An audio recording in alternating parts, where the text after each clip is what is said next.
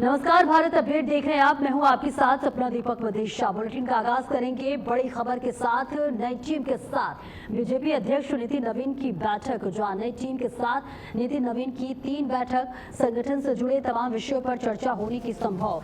ये बड़ी जानकारी जो आपको बता दें, नई टीम के साथ बीजेपी अध्यक्ष नितिन नवीन की महत्वपूर्ण बैठक। नई टीम के साथ आज नितिन नवीन की 3 बैठक है, जिसमें संगठन से जुड़े तमाम विषयों पर चर्चा की संभावना जताई जा रही है।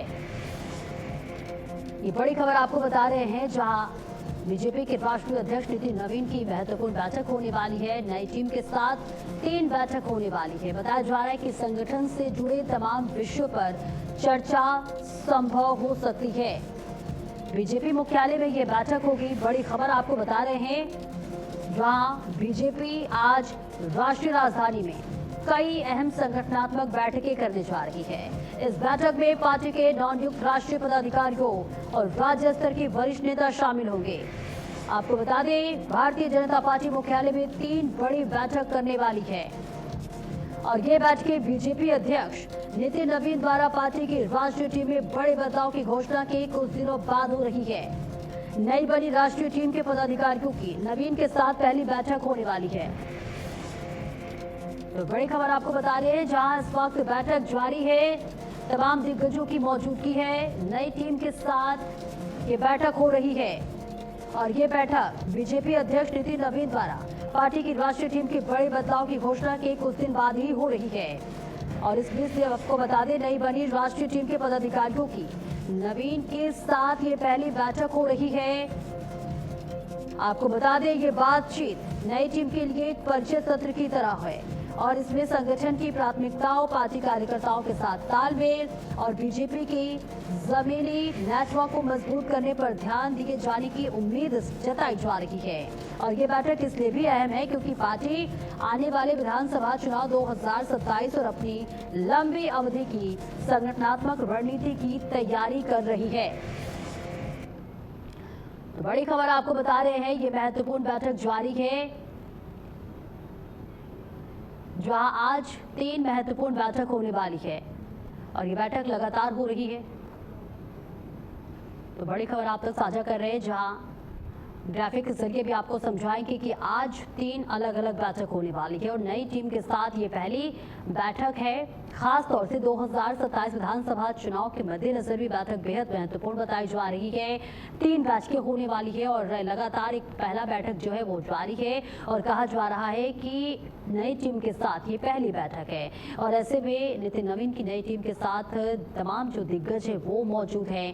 और आपको बता दें कि नवनियुक्त पदाधिकारियों का आज परिचय हो रहा है। सार्वजनिक जीवन में पीएम के 25 साल के कार्यक्रमों पर भी चर्चा हो रही है। संगठन से जुड़े कामकाज पर भी चर्चा हो रही है और इसके साथ ही नवनियुक्त पदाधिकारियों का आज परिचय होगा और इसके साथ ही सार्वजनिक जीवन में पीएम के 25 साल के कार्यक्रमों पर भी चर्चा हो रही है। और इसके साथ ही 2027 विधानसभा चुनाव के लिहाज से भी देखा जाए तो ये बैठक बेहद महत्वपूर्ण बताई जा रही है और साथ ही बीजेपी के लंबे कार्यों को लेकर भी यहाँ पर लंबे अवधि के कार्यों को लेकर भी चर्चा हो रही है। संगठन को किस तरह से मजबूत बनाना है, चुनाव की तैयारी कैसे करनी है, तमाम विषयों पर बातचीत हो रही है, चर्चा हो रही है, रणनीतियां बन रही हैं। ये बड़ी जानकारी आप तक साझा कर रही हैं, जहाँ तमाम मुद्दों पर विपक्ष के आक्रामक हमलों का भी जवाब देने के लिए रणनीति बन रही है। तो देखिए, आज ये महत्वपूर्ण बैठक जो है वो जारी है। तमाम दिग्गजों की मौजूदगी इस वक्त बीजेपी मुख्यालय में है। बीजेपी आज कई अहम संगठनात्मक बैठकें करने जा रही है और इस बैठक में पार्टी के नवनियुक्त राष्ट्रीय पदाधिकारियों और राज्य स्तर के वरिष्ठ नेता शामिल हुए हैं। बैठक जारी है और देखिए, जानकारी भी निकलकर सामने आ रही है, जहां 3 बैठकें आज होने वाली है। देखिए, बीजेपी का नवीन मिशन, अब चुनौती क्या आपको बताते हैं। युवा मतदाताओं और जेन जी का जो असंतोष है वो लगातार बढ़ रहा है। बीजेपी के सामने ये भी चुनौती है, संगठन में वरिष्ठ और युवा नेताओं में संतुलन बनाना है। तमाम मुद्दों पर विपक्ष के आक्रामक हमलों का भी जवाब देना है और इसके साथ ही तमाम मुद्दों पर विपक्ष के जो भी सवाल हैं, अभी आपने देखा मानसून सत्र जैसे ही शुरू हुआ हंगामेदार रहा। साल 2027-2028 में राज्यों के विधानसभा चुनाव होने वाले हैं। ऐसे में इस चुनाव की तैयारी को लेकर भी चिंतन मंथन करना है, ये भी बड़ी चुनौती है। संगठन में वरिष्ठ नेता भी शामिल हैं और साथ ही कई युवा चेहरे भी हैं, जिनके बीच तालमेल बैठाना भी बीजेपी के लिए किसी चुनौती से कम नहीं है। और लगातार जिस तरह से जेन-ज़ी का असंतोष बढ़ता हुआ नजर आ रहा है, वो भी बीजेपी के सामने बड़ी चुनौती है। तो देखिए 2027-2028 में भी कई राज्यों में विधानसभा चुनाव होने वाले हैं। चुनाव पर रणनीति बनानी है और स्नेह कमल हमारे सहयोगी ज्यादा जानकारी के साथ जुड़ रहे हैं। स्नेह कमल, देखिए महत्वपूर्ण बैठक लगातार जारी है, 3 बैठकें होने वाली है, क्या कुछ एजेंडा रहने वाला है इस बैठक का? जी, भारतीय जनता पार्टी के नवनियुक्त पदाधिकारियों की आज जो है राष्ट्रीय कार्यकारिणी की बैठक का आज पार्टी के अध्यक्ष नितिन नवीन ले रहे हैं। कुल 65 जो नए पदाधिकारी कुछ दिन पहले नियुक्त हुए थे, वो सभी पदाधिकारी धीमे धीमे भारतीय जनता पार्टी मुख्यालय सुबह से ही आना शुरू सभी पहुंच चुके हैं। अब तक कुछ देर पहले जैसा कि आप मेरे पीछे का ये देख रहे हैं, एक होर्डिंग लगी, उसके पीछे एक सभागार भारतीय जनता पार्टी का छोटा, वहां पे सभी पदाधिकारी राष्ट्रीय अध्यक्ष नितिन नवीन और पार्टी के संगठन महासचिव DL संतोष की अगुवाई में तमाम पदाधिकारियों की जो बैठक हो रही है। कुल मिलाकर सुबह सुबह जब सभी पदाधिकारी आते हैं, उनका स्वागत होता है, नितिन नवीन का सभी लोग अभिनंदन करते हैं। उसके बाद यह है जो पार्टी की जो पदाधिकारियों की बैठक शुरू होती है। तो कुल मिलाकर जो पहला दौर है वो एक तरह से परिचय का दौर है, जिसमें सभी नवनियुक्त पदाधिकारियों का आपस परिचय होगा। और जिस तरह से आपने कहा कि इस बैठक की उपयोगिता की अगर बात कर ले या महत्व की बात कर ले, तो सपना हमें देखना यह होगा कि आने वाले कुछ दिनों के बाद 3 राज्यों के जो है विधानसभा के चुनाव होने, जिसमें सबसे बड़ा अगर राज्य अगर देखें विधानसभा की सीटों की या लोकसभा की सीटों के लिहाज से, तो वो उत्तर प्रदेश, उसके बाद जो उत्तराखंड के चुनाव है, पंजाब के चुनाव है। उत्तराखंड उत्तर प्रदेश जहाँ भारतीय जनता पार्टी सत्ता में काबिज है और लगातार तीसरी बार पूरे सत्ता में काबिज होने का प्रयास करेगी। वहीं अगर पंजाब की बात करें तो पंजाब जो है सीमावर्ती राज्य है। पंजाब में जो भारतीय जनता पार्टी की जड़ें उतनी कमजोर नहीं है। अब तक भारतीय जनता पार्टी लगातार किसी न किसी के साथ सहयोग से लड़ती आई है, लेकिन इस बार भारतीय जनता पार्टी पूरे दमखम के साथ जो पंजाब की विधानसभा चुनाव में उतरी है। और देखना यह है कि जब आज ये बैठक होती है, इन बैठकों में क्या कुछ आगे की रणनीति चुनाव के लिहाज से बनती है। बिल्कुल, देखिए नई राष्ट्रीय टीम से बीजेपी अध्यक्ष नितिन नवीन की भी कई सारी अपेक्षाएं हैं। क्या लगता है इस बैठक में क्या कुछ उनके लिए लक्ष्य दिए जा सकते हैं तमाम दिग्गजों को? सबने एक बार अपना सवाल दोहराएं आप। जो राष्ट्रीय एक तरह से नई टीम जो बनी है, ऐसे भी बीजेपी के राष्ट्रीय अध्यक्ष को इन तमाम जो दिग्गज हैं जिनकी लगातार बैठकें इस वक्त हो रही है, क्या कुछ उनसे उम्मीद है, क्या अपेक्षाएं हैं, क्या कुछ जिम्मेदारी उन्हें आने वाले चुनाव के लिए भी दी जा सकती है?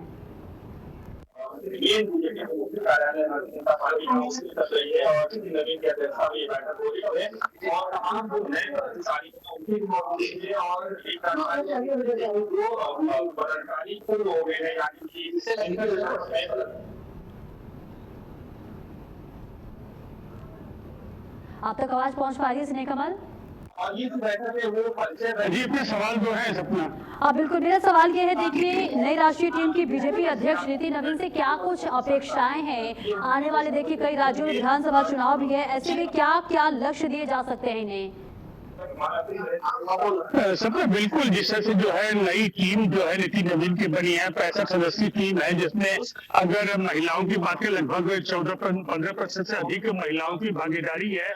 हालांकि अगर जो है महिलाओं की बात करें, बड़े शहरों में अगर महिलाओं की बात करें तो राजस्थान की पूर्व मुख्यमंत्री वसुंधरा राजे सिंधिया की बात हो, चाहे पूर्व केंद्रीय मंत्री स्मृति ईरानी की बात हुई, ये तमाम महिलाओं में चेहरे हैं। वही युवाओं का भी काफी समन्वय है। तो कुल मिलाकर हम कह सकते हैं जो नितिन नवीन की नई टीम है, इसमें अनुभव और युवा जोश का समन्वय है। पूरा जो है फोकस जो है आने वाले 3 विधानसभा के जो चुनाव है उनकी बात करें, चाहे 27 के विधानसभा के बाद 29 का लोकसभा चुनाव हो, उन सभी को देखते हुए भारतीय जनता पार्टी ने जो है क्षेत्रीय समीकरण हो, चाहे राज्य के समीकरण हो, चाहे जाति संतुलन हो, सभी को जो साधने का प्रयास किया है।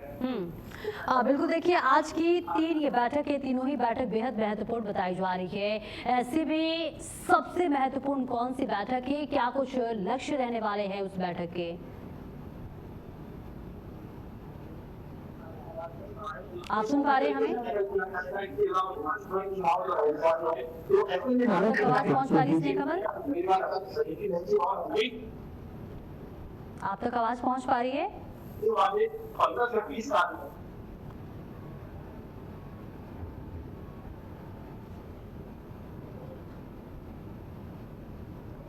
आप हमें चलिए, बहुत बहुत शुक्रिया आपका इस महत्वपूर्ण जानकारी के लिए। तो देखिए, आज 3 महत्वपूर्ण बैठक होने वाली है और ऐसे में बेहद महत्वपूर्ण ये बैठक खास तौर से भी हो जाती है क्योंकि देखिए 2027 और 2028 में कई राज्यों में विधानसभा चुनाव हैं जिसकी तैयारी लगातार बीजेपी की तरफ से की जा रही है और इसके साथ ही साथ चिंतन मंथन किया जा रहा है। और देखिए, लगातार ये बैठकें जो है वो जारी है। बीजेपी की ये तैयारी खासतौर से चुनाव के लहजे से बेहद महत्वपूर्ण बताई जा रही है। कई राज्यों में विधानसभा चुनाव भी, और हालांकि देखिए जो पहली बैठक है वो इस वक्त जारी है। तमाम दिग्गजों की मौजूदगी है इस बैठक में और साथ ही साथ बताते चले कि ये बैठक बीजेपी अध्यक्ष नितिन नवीन द्वारा पार्टी की राष्ट्रीय टीम में बड़े बदलाव की घोषणा के कुछ दिन बाद ही हो रही है और नई बनी राष्ट्रीय टीम के पदाधिकारियों की नवीन के साथ ये पहली बैठक जो है वो हो रही है और ये बातचीत नई टीम के लिए एक परिचय सत्र की तरह हो रही है और इसमें संगठन की प्राथमिकताओं, पार्टी के कार्यकर्ताओं के साथ तालमेल को देखते हुए भी बेहद महत्वपूर्ण ये बैठक बताई जा रही है। और 24 अगस्त को सीएम योगी का रायबरेली दौरा है। ये बड़ी जानकारी आप तक साझा कर रहे हैं जहां सीएम योगी के दौरे को लेकर व्यवस्थाओं में बीजेपी कार्यकर्ता जुटे हुए हैं। कई विकास परियोजनाओं की सौगात देंगे मुख्यमंत्री। रायबरेली को मिलेगी मुख्यमंत्री योगी आदित्यनाथ की बड़ी सौगात। डिग्री कॉलेजों में छात्रों को संबोधित करेंगे मुख्यमंत्री योगी आदित्यनाथ। डिग्री कॉलेज में जाएंगे। बीजेपी युवा नेता पुष्पेंद्र सिंह ने तैयारियों की समीक्षा की है। तो मुख्यमंत्री योगी आदित्यनाथ का ये दौरा बेहद महत्वपूर्ण बताया जा रहा है। कई विकास परियोजनाओं की सौगात देंगे मुख्यमंत्री। रायबरेली को मिलेगी बहुत बड़ी सौगात, ये बड़ी खबर। जहां डिग्री कॉलेज में छात्रों को संबोधित करेंगे मुख्यमंत्री योगी आदित्यनाथ। मुख्यमंत्री योगी आदित्यनाथ के पहुंचने से पहले तमाम जो तैयारियां हैं वो की जा रही हैं। 24 अगस्त का ये दौरा मुख्यमंत्री का बेहद महत्वपूर्ण बताया जा रहा है जिसकी तैयारियां की जा रही हैं। तमाम बीजेपी के कार्यकर्ता तैयारी में जुटे हुए हैं। ये बड़ी खबर आप तक साझा कर रहे हैं जहां मुख्यमंत्री योगी आदित्यनाथ रायबरेली पहुंचेंगे और ऐसे में ये दौरा मुख्यमंत्री का बेहद महत्वपूर्ण बताया जा रहा है। तो बड़ी जानकारी आप तक साझा कर रहे हैं जहां रायबरेली को बहुत बड़ी सौगात मिलने वाली है। 24 अगस्त को मुख्यमंत्री योगी आदित्यनाथ रायबरेली दौरे पर रहेंगे। मुख्यमंत्री के आने से पहले व्यवस्थाएं चाक बंद की जा रही हैं। 24 तारीख रायबरेली मुख्यमंत्री का आवागमन है राणा बेनी माधव सिंह को लेकर।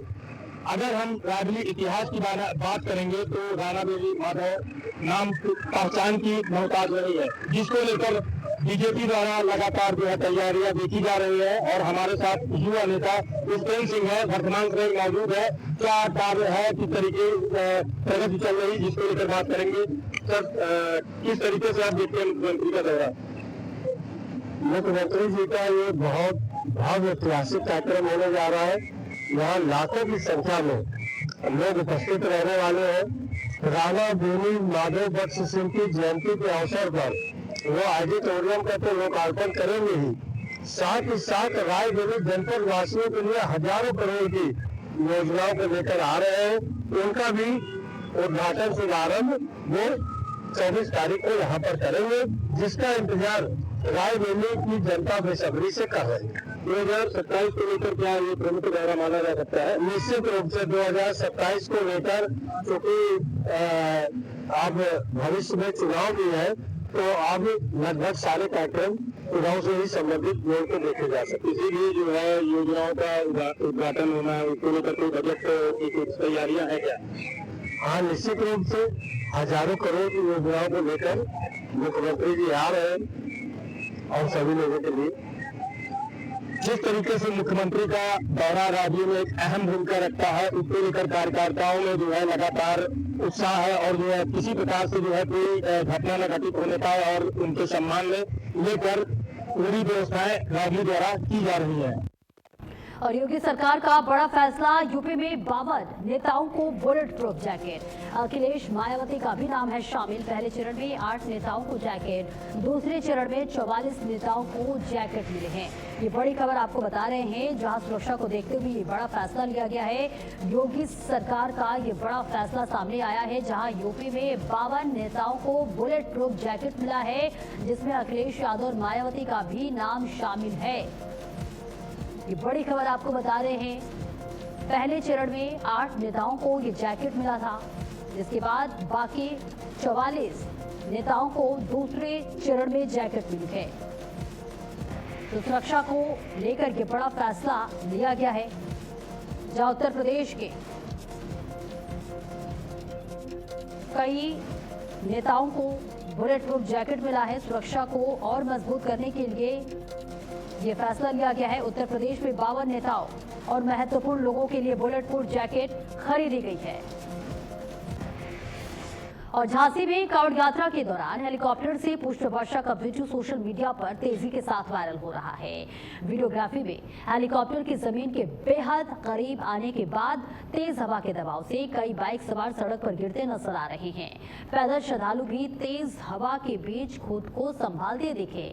और बताया जा रहा है कि घटना 20 अगस्त को हुई, जब राजकीय हेलीकॉप्टर से कांवड़ियों पर पुष्प वर्षा की जा रही थी। इसी दौरान हेलीकॉप्टर से पैदा हुए तेज हवा के दबाव का असर सड़क पर मौजूद लोगों और वाहनों पर पड़ा। घटना का वीडियो सामने आने के बाद सुरक्षा व्यवस्था पर कई बड़े सवाल उठ रहे हैं। तो ये तस्वीर आप तक साझा कर रहे हैं, जहां कांवड़ियों पर हेलीकॉप्टर से पुष्प वर्षा की जा रही है, लेकिन इस बीच हेलीकॉप्टर की वजह से, बढ़ते हवा की दबाव की वजह से जो राहगीर थे, जो लोग थे, उन्हें काफी परेशानियां हुई। हवा के दबाव में कई बाइक वाले डगमगाते अपने जगह से नजर आए और कई लोगों के गिरने की भी तस्वीरें सामने आ रही है। और इस हादसे का जो वीडियो है वो लगातार सोशल मीडिया पर वायरल हो रहा है। तो हेलीकॉप्टर से पुष्प वर्षा के दौरान बाइक सवार गिरते हुए नजर आ रहे हैं। तेज हवा से अफरा तफरी मचती हुई नजर आ रही है, जिसकी तस्वीर आपके टीवी स्क्रीन पर साझा कर रहे हैं। और वही अम्बेडकर नगर में पुरानी पेंशन योजना की बहाली की मांग को लेकर राअटेवा के बैनर तले शिक्षक और कर्मचारियों ने तिरंगा यात्रा निकाली। प्रदेश व्यापी आह्वान पर यात्रा अकबरपुर ब्लॉक परिसर से शुरू हुई, जिसमें बड़ी संख्या में शिक्षक और कर्मचारी शामिल हो गए। हाथों में तिरंगा लेकर कर्मचारियों ने एनपीएस और यूपीएस के विरोध में नारेबाजी की और पुरानी पेंशन योजना बहाल करने की मांग उठाई। यात्रा विभिन्न मार्गों से होते हुए कलेक्ट्रेट परिसर स्थित बाबा साहब डॉक्टर भीमराव अम्बेडकर की प्रतिमा स्थल पर पहुंचकर समाप्त हुई। अटेवा पदाधिकारियों ने पुरानी पेंशन को कर्मचारियों के भविष्य की सुरक्षा से जुड़ा महत्वपूर्ण मुद्दा बताते हुए सरकार से इसे बहाल कराने की मांग की है। तो एनपीएस यूपीएस के विरोध में यहां कर्मचारी उतरे हुए हैं, पुरानी पेंशन के लिए आवाज बुलंद करते हुए नजर आ रहे हैं। और उत्तर प्रदेश के बरेली में श्रावण मास में कांवड़ यात्रा को लेकर बरेली जिलाधिकारी अविनाश सिंह ने बदायूं बरेली रोड स्थित भमोरा बाईपास, आंवला और लाल फाटक पुल के आगे बने कांवड़ सेवा शिविरों का औचक निरीक्षण किया। उन्होंने श्रद्धालुओं से बातचीत कर व्यवस्थाओं का जायजा लिया। डीएम ने पेयजल, स्वच्छता, प्रकाश, विश्राम, भोजन और सुरक्षा व्यवस्थाओं की जानकारी ली। संबंधित अधिकारियों को श्रद्धालुओं को किसी भी प्रकार की असुविधा न होने देने और शिविरों की लगातार निगरानी के निर्देश दिए। उन्होंने स्वच्छता व सुरक्षा व्यवस्था पर विशेष ध्यान देने को कहा। निरीक्षण के दौरान संबंधित अधिकारी भी मौजूद रहे। मुरादाबाद के मुन्ना पांडे थाना क्षेत्र के स्वराज सिंगा नजरपुर गांव में घर में घुसकर महिलाओं से मारपीट और छेड़छाड़ का मामला सामने आया है। पीड़ित परिवार का आरोप है कि गंदे पानी की निकासी को लेकर विवाद के बाद दबंग घर में घुस गए और महिलाओं के साथ लाठी डंडों से मारपीट की। एक गर्भवती महिला के पेट में लात घुसे मारने का भी आरोप है। पीड़ित पक्ष के मुताबिक घटना में कई महिलाओं को चोटें आई हैं। आरोप है कि दबंग जान से मारने की धमकी देकर फरार हो गए। पीड़िता ने मुन्ना पांडे थाने में तहरीर देकर कार्रवाई की मांग की है। पुलिस ने जांच शुरू कर दी है। आरोपों की पुष्टि जांच के बाद होगी। कुछ गांव के लोगों ने आके मेरे घर पे हत्याबाजी की है। मेरे घर पे कोई था नहीं गैस वगैरह, पानी की वजह से मुझे धक्का दिया है। मैं पेट से हूँ, प्रेग्नेंट हूँ। मेरे साथ बदतमीजी की है। जोगिंदर है, पिंटू है और उनके प्रेमपाल हैं ये, और भी बहुत सारे लोग हैं। मैं किसी का नाम नहीं जानती हूँ, मैं किसी को गाँव में कितने लोग हैं लमसम? कम से कम 20-25 लोग थे। बदतमीजी करी है कि हाथ चलाया है हमारे ऊपर, मुझे धक्का दिया था, मैं बहुत जोर से गिरी हूँ।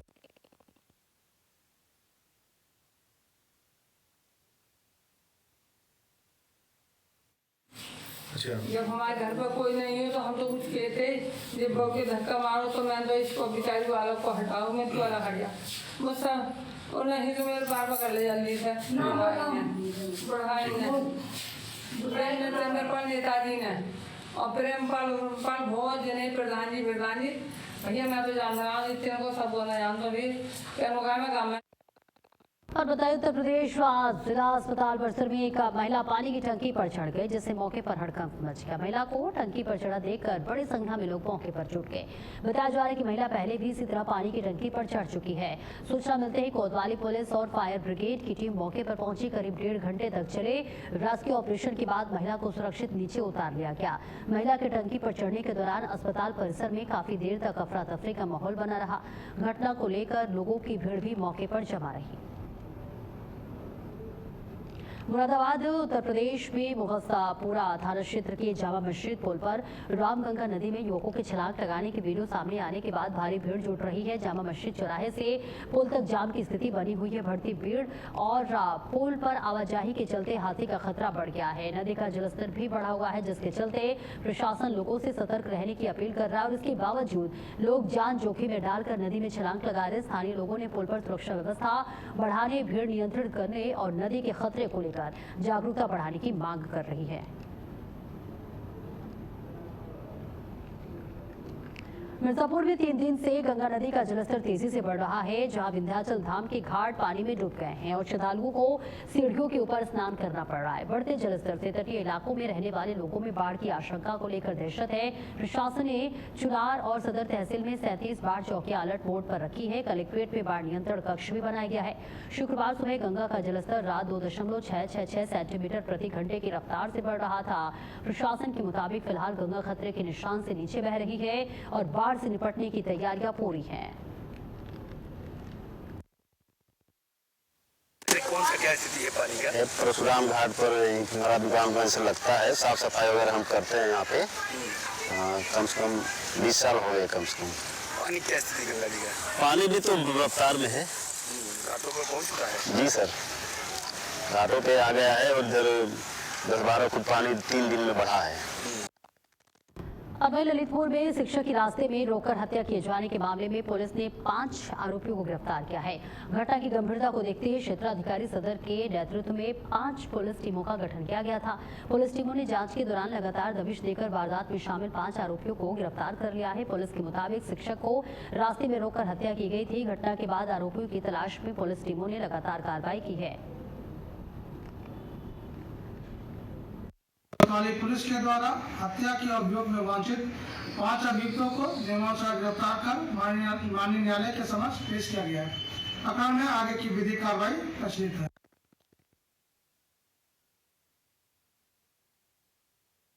इसी के साथ इस बुलेटिन में इतना ही। खबरों का सिलसिला लगातार जारी है।